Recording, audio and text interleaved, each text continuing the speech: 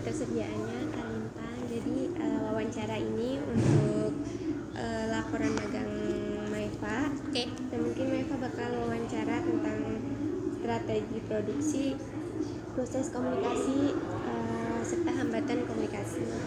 Jadi mungkin boleh memperkenalkan diri terlebih dahulu.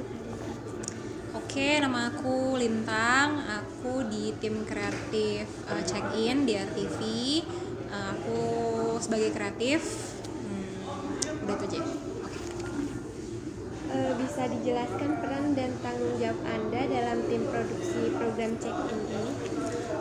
Jadi aku sebagai kreatif, tanggung jawab aku tentu saja ngedevelop ide-ide sebelum bikin skrip, terus menuangkannya jadi skrip untuk diproses dari pasca produksi, yaitu VO. Terus habis itu buat selama produksi yaitu proses editing. Karena kan kita programnya program YouTubean ya, jadi nggak ada syuting, nggak ada apa, cuman kayak liputan-liputan doang.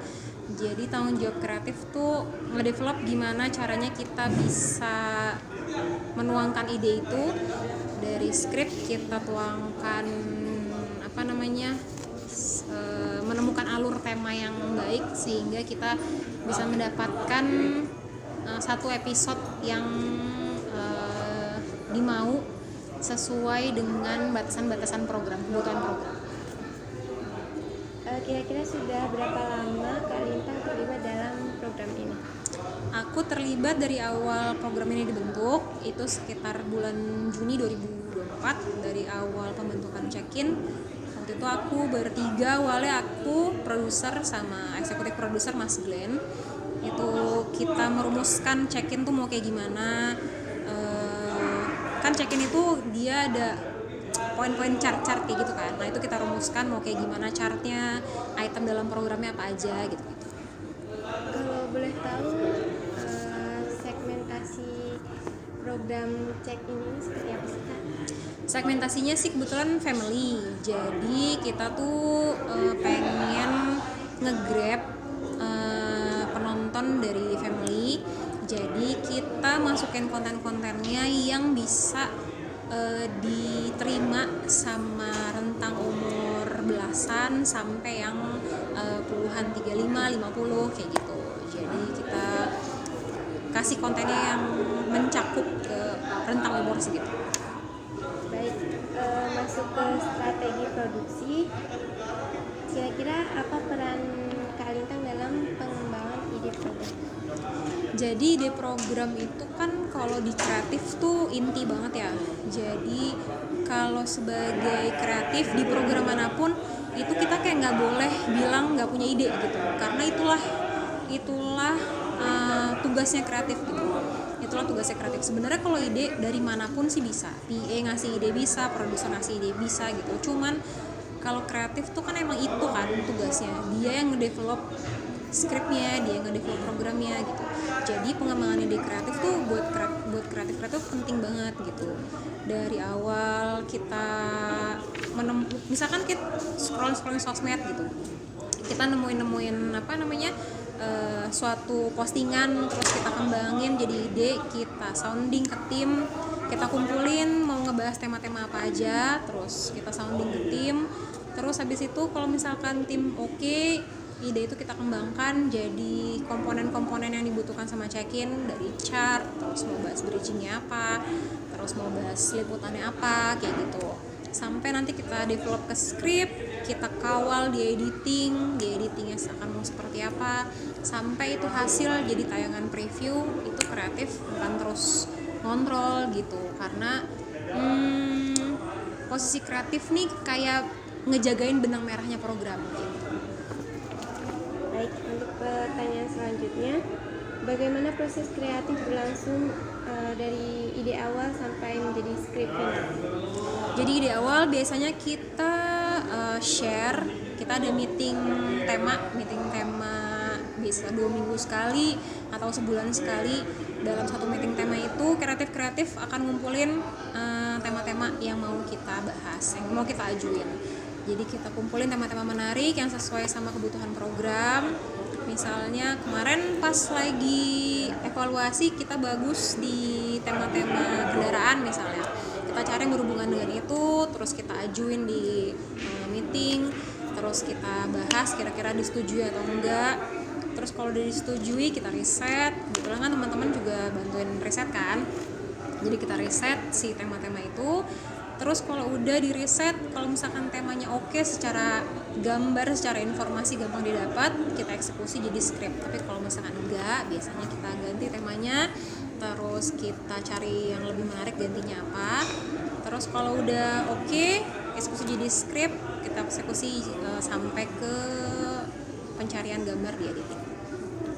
Baik, pertanyaan selanjutnya, seberapa bebas Anda dalam menuangkan ide kreatif? Sebenarnya karena ini programnya cukup variatif isinya ya, jadi sebenarnya kita bebas-bebas aja untuk berkreasi. Cuman di semua program itu selalu ada benang merah yang harus dijagain. Jadi nggak boleh overlap dari program, nggak boleh overlap sama program lain, nggak boleh beririsan sama program lain kayak gitu-gitu. Jadi selama itu masih ada di batas programnya check-in, masih ada di rulesnya check-in, kreatif bebas berkreasi. Mau nambahin jokes, mau nambahin video-video viral, segala macam boleh-boleh aja. Pertanyaan selanjutnya, bagaimana Anda menyesuaikan ide dengan kebutuhan atau arahan produser?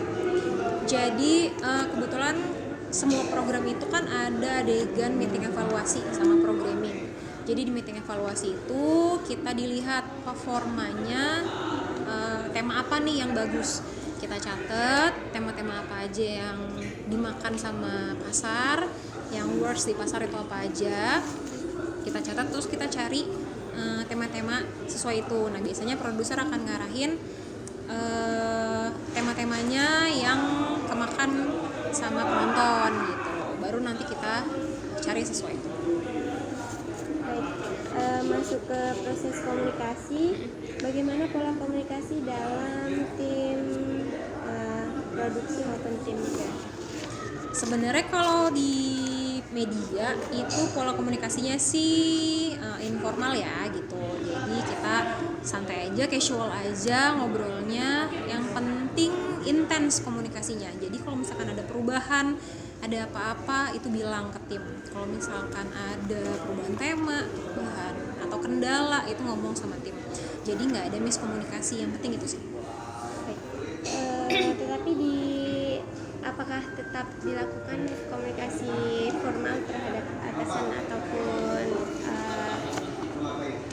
tingkat yang lebih atas? Oke, kalau buat atasan tentu ada sisi formalnya ada, cuman memang mungkin nggak seformal kantor-kantor lain gitu ya. Mungkin kalau di kantor lain nyebutnya Pak atau Bu, kalau di sini masih Mas atau Mbak gitu. Terus masih bisa bercanda sama GM sama manajer pun masih bisa bercanda.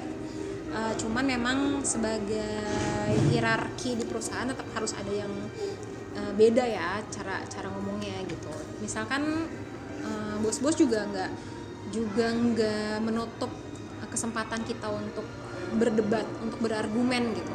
Cuman kita juga sebagai anak buah, kita kalau misalkan tapi mas kayaknya ini bisa deh mas diginiin, kalau misalkan diterima oke gitu. Tapi kalau misalkan dari bosnya juga udah no, kayak kita harus kayak gini ya udah, kita juga harus nurut gitu. Jadi pola komunikasinya tetap sesuai hierarki tapi more casual sih. Baik, masuk ke hambatan komunikasi. Kira-kira hambatan apa yang biasa Anda alami dalam proses komunikasi kreatif? Biasanya miskom walaupun udah kayak diingetin terus-terusan, cuman kan setiap departemen, setiap job desk punya kesibukan masing-masing kan. Kreatif sama loadnya sendiri, PA sama loadnya sendiri, produser aspert juga sama gitu. Jadi kadang-kadang kita suka miskom dengan item-item program gitu. Misalnya yang tadi ini di editing diubah, ternyata di VO-nya belum ditambahin, jadi otomatis pas diedit kan VO-nya nggak ada. Biasanya kayak gitu-gitu sih hambatannya. Terus atau perbedaan pendapat saat meeting tema. Perbedaan pendapat tuh sering banget, kayak misalnya kalau dari produser maunya ABCD, sementara dari kreatif ngeresetnya DFG gitu. Nah itu biasanya kita jadiin satu. Oke, point of view-nya mau kemana skripnya, point of view si temanya mau kemana bahasnya gitu. Karena kita harus satu tim tuh harus satu suara kan. Nah biasanya menyatukan suara itu tuh yang agak sulit gitu kalau di meeting gitu sih biasanya. Baik, pertanyaan terakhir, bagaimana Anda dan tim mengatasi hambatan tersebut? Biasanya dengan ngobrol. Jadi ya udah pas lagi meeting kita obrolin, bahkan gak jarang ya mungkin kalau misalkan orang luar ngedengernya kayak agak kenceng gitu ngomongnya, padahal ya udah sama-sama berargumen aja gitu. Biasanya diambil keputusan yang paling make sense, atau ya udah karena produser lebih berpengalaman segala macam, jadi dia lebih tahu apa yang dibutuhkan sama program, jadi kadang-kadang ya udah oke, kita ikutin dulu arahan dari produser kayak gitu sih. Mungkin itu saja sih Kak Linta. Terima kasih atas ketersediaan.